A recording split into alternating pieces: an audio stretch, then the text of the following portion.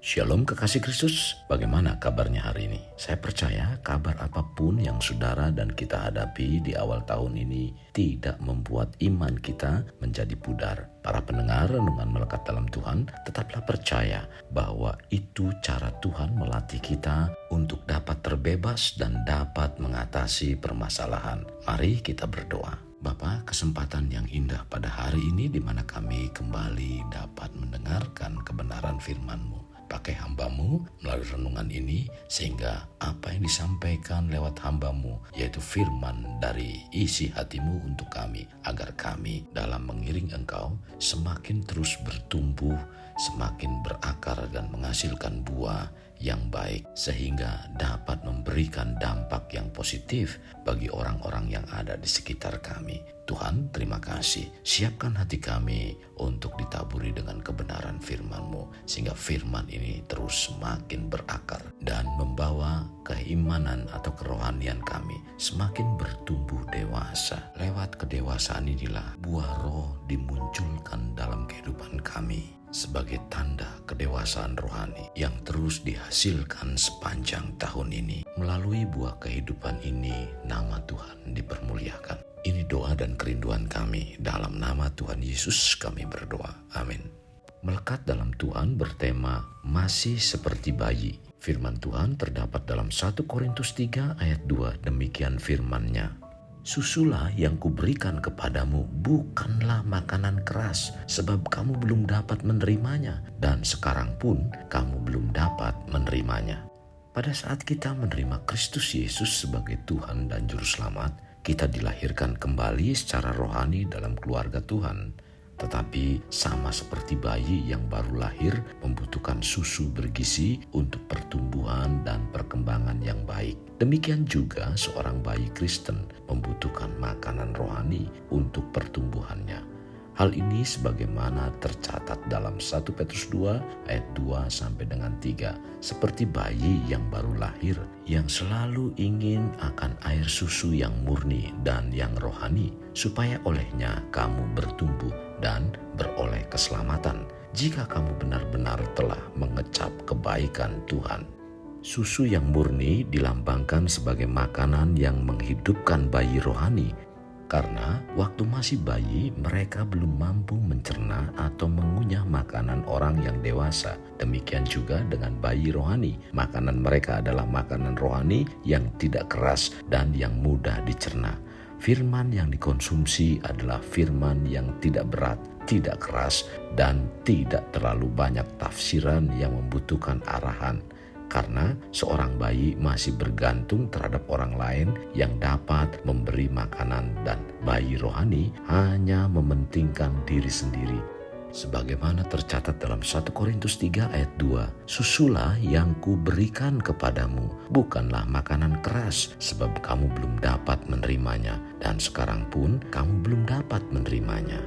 Demikian juga penulis kitab Ibrani menasehati para pengikut Kristus yang ditinjau secara waktu tidak lagi memerlukan makanan rohani yang mudah dicerna seperti susu sebagai makanannya. Tercatat dalam Ibrani 5 ayat 12-14. Sebab sekalipun kamu ditinjau dari sudut waktu, sudah seharusnya menjadi pengajar. Kamu masih perlu lagi diajar azas-azas pokok dari pernyataan Allah. Dan kamu masih memerlukan susu, bukan makanan keras. Sebab barang siapa masih memerlukan susu, ia tidak memahami ajaran tentang kebenaran, sebab ia adalah anak kecil. Tetapi makanan keras adalah untuk orang-orang dewasa yang karena mempunyai panca indera yang terlatih untuk membedakan yang baik daripada yang jahat.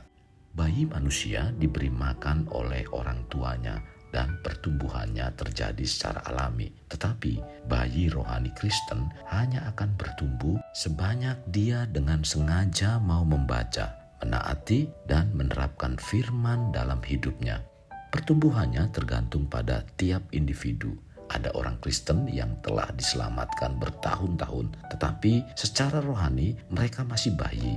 Mereka tidak dapat memahami kebenaran firman Tuhan yang lebih dalam.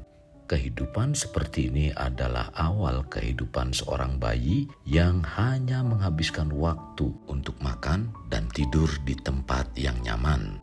Tentu sebagai manusia yang normal, sebagai orang tua dan kita pun sebagai bayi mau bertumbuh menjadi lebih dewasa dan tidak mau diperlakukan selamanya seperti bayi yang hanya di tempat yang nyaman dan hanya mau makan bila disuapi tanpa mau melangkah. Tidak mau makan makanan yang keras. Alkitab mengajarkan kita agar dapat mengatasi hidup untuk belajar pada Raja Wali. Dalam Ulangan 32 ayat 11 mengatakan, laksana Raja Wali menggoyang bangkitkan isi sarangnya, melayang-layang di atas anak-anaknya, mengembangkan sayapnya, menampung seekor dan mendukungnya di atas kepaknya. Demikianlah Tuhan sendiri menuntun dia dan tidak ada Allah asing menyertai dia. Ada masa di mana kita harus disuapi dan diberi susu, tetapi ada saat di mana kita cukup dewasa dan akan dipersiapkan Tuhan untuk berdiri, berjalan, dan berlari. Apakah kondisi kerohanian kita hanya mau mendengar firman yang berisi berkat-berkat yang nyaman bagi telinga dan menolak ayat-ayat yang mengajarkan untuk bertekun dalam penderitaan? Apakah kita hanya mau dimanja dan menolak untuk tumbuh dewasa? Kita hanya mau makanan bayi karena malas mengunyah makanan keras. Hanya mau diurus tanpa mau melakukan pencarian makanan rohani sendiri. Kekasih, ingat akan ada saatnya di mana Tuhan akan mulai mengguncang sarang makanan kita dengan tujuan bukan mau menyiksa, tetapi karena Dia ingin kita bertumbuh dewasa. Kabar baiknya, seperti induk Raja Wali, Tuhan akan mempersiapkan dan melatih kita belajar sampai pada akhirnya bisa terbang. Mulai mengepakkan sayap dan terus berusaha untuk naik ke atas.